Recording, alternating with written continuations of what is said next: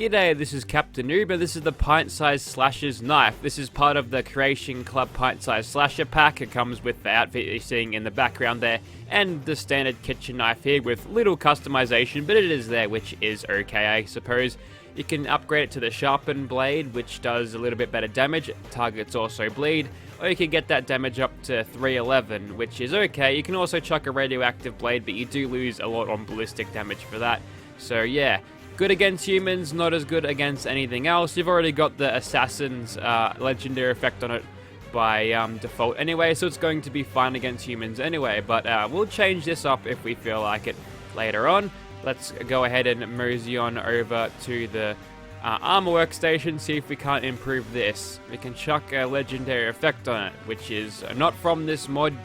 You need legendary crafting, I think it is, to actually get this. Grognak's loincloth, that'll do well for a melee sort of build there. So yeah, that's about it for customization. Let's get into Gunner's Plaza. Look at that, just with the extra strength there. So we've got 3 strength from this thing, which is going to be nice. It reduces your detection from moving and makes the wearer 15% faster.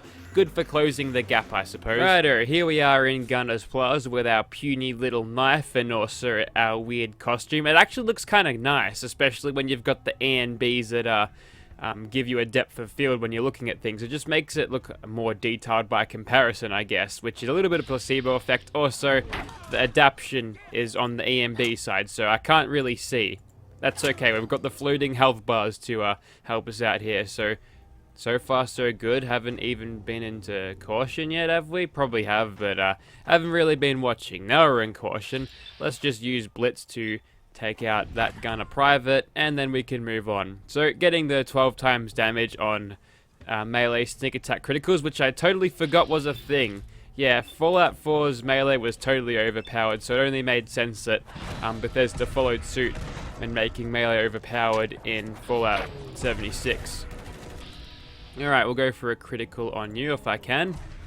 I was pressing the space bar expecting the critical to happen, but no, I really have trouble adjusting with the controls. So despite only having like, I don't know, 311 damage, this thing seems to be going very, very well. We've got ourselves spec'd out for melee, especially with the Grognak costume legendary effect on this, which is, I don't know, I guess it's kind of pushing it, but whatever. It's nice to have a Creation Club item that isn't a hunking pile of shit. I'm looking at you, anti-material rifle. Alright, we'll get a little bit of gun fu blitz melee happening here. And I think that's everything. We are in danger now, which probably isn't too bad. We can probably just one-stab that person over there, couldn't we? Yep. We'll just add a critical to add insult to injury. And back into caution.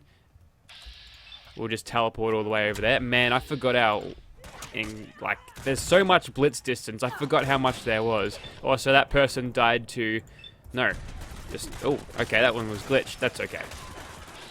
There's Captain Bridget over there. What I'm going to do is get her with many criticals. 3-shot crit spam does pretty well. I'll have that pistol, and then we'll move on. Get a nice one stab on that gunner. And next up, we'll kill people in here.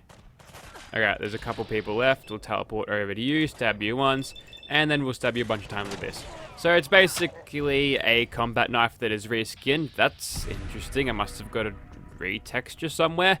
But yeah, it'll basically perform the same, which is to be expected, but in terms of its skin, it's not really that interesting to look at. I don't really find melee weapon mods that use the same animations as the vanilla game particularly interesting anyway. We've got some War Daddy animations though, which makes it look fresh, and the stabs for this, the actual animations for the stabs is a little bit more visceral, and I actually forgot that melee was also glitched with the controls in Fallout 4, but that's okay. This thing's a little bit overpowered anyway. We're doing enough to not really warrant that with any worries. We'll go ahead and stab at that one, and we one-shot her despite her doing her little regeneration thing as a legendary enemy. And now we can finish off the turrets just by teleporting and stabbing them. And I think we can stab that one through the wall thanks to Big Leagues 4. Well, there you go, the Pint-Sized Slasher Knife is slashing up people pretty well, but how does it work against giant muties? Let's go ahead and see. Righto, so now we are souped up on all of the chems in the world, but I've kind of noticed something here. I'm not really a pint-sized slasher. In fact, I'm a normal human-sized slasher. So what I'm going to do here is pop that in, and perfect. Now we are truly a pint-sized slasher. Unfortunately, when you're this small, your running speed is severely limited, so the journey to Swan will take a little bit longer today, but that's okay. Hopefully, when we go and get next to him so we can actually hit him with Blitz, we'll be... we're in danger already. This hasn't gone too well, to be honest. Whilst he's distracted on that lobster, I'm going to run over here with all of my speed and hopefully go back into caution.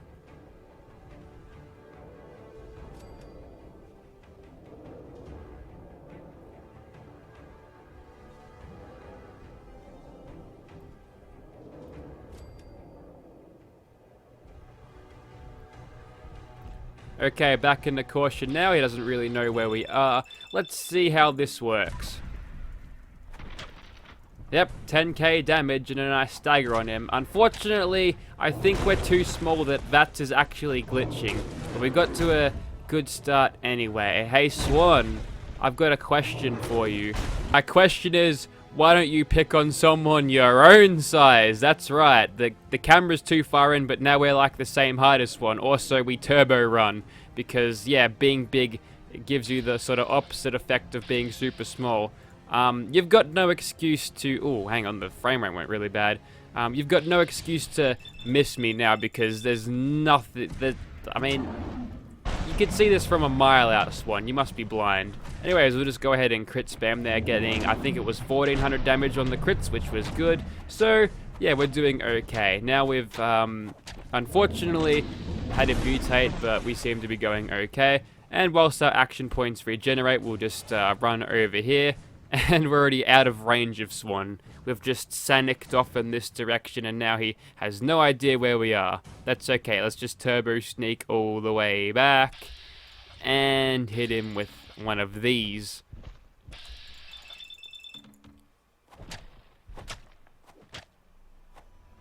There we go. Okay, with that lag thing happening, I think that is about time that we stop using these creepy codes and we'll return to normal. Also, that withered feral ghoul has the force to stagger me. He must hit like a truck.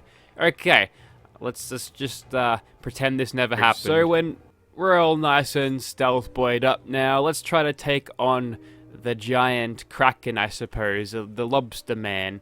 And he's sitting in the water usually, so hitting him is going to be hard. So what I'm going to do is just hit him in VATS. It appears my stealth boy is working quite well, because despite me hitting him in the face repeatedly, he still has no idea where I am. This might actually be the easiest lobster kill I've ever had. He didn't actually detect us.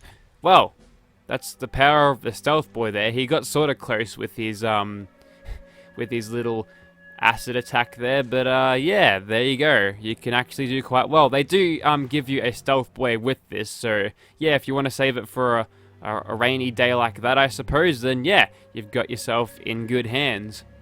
Okay, so I'm going to try that again, except this time we won't use stealth boys. We're going to try and kill this terrifyingly powerful rad roach without any chems or any assistance from aid.